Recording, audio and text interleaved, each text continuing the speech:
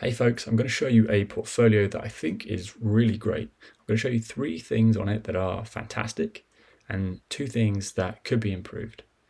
Let's jump in. Number 1, the first thing that's great is this landing page. You come in, we can see the projects that are there. We get a little clue about about what the project is about, which I think is really important as well. Sometimes this isn't clear, particularly if you aren't familiar with some of the brands that the designer's worked on. So make sure as a designer you're making and explaining to the hiring manager what it is that you've worked on.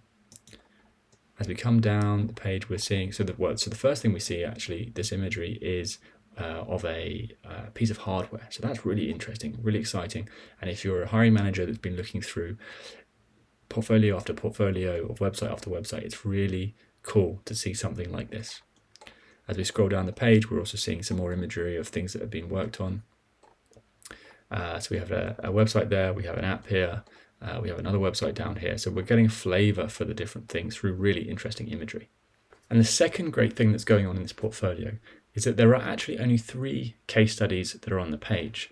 So even though we've got 1, 2, 3, 4, 5, 6, 7, and then an archive, pieces of content or pieces of work that they've worked on. Actually, only 3 of these go to a comprehensive case study. This is important because it's really concentrating the hiring manager on the most impactful projects that they've had. Sometimes when you're going through a portfolio, you can just be inundated with case studies and you're not quite sure where to look. But in this case, less can be better. And the third great thing that this designer does in their portfolio is they mention their role and their results. So when you come into the case study, you know exactly what they were doing on this project and you know what results they got from it. Now onto the 2 things they could improve. Firstly, they don't do a great job of showing the process. They talk a bit about it. We see that they spoke to users. They had a series of prototypes.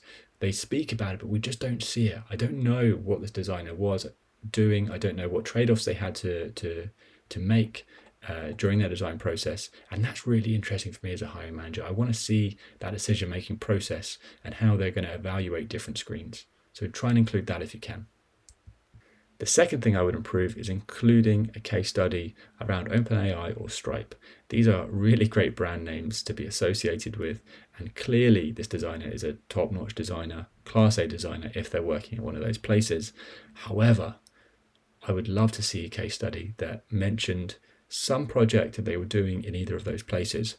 My guess is that this designer created this portfolio and got a job at Stripe and then never needed another portfolio again. But it would be really great if this portfolio was up to date and had some work either from Stripe or OpenAI. That was a really quick and speedy portfolio review around this designer's portfolio. If you would like one for your portfolio to level it up and get your next great product design job, then sign up on productdesignportfolios.com.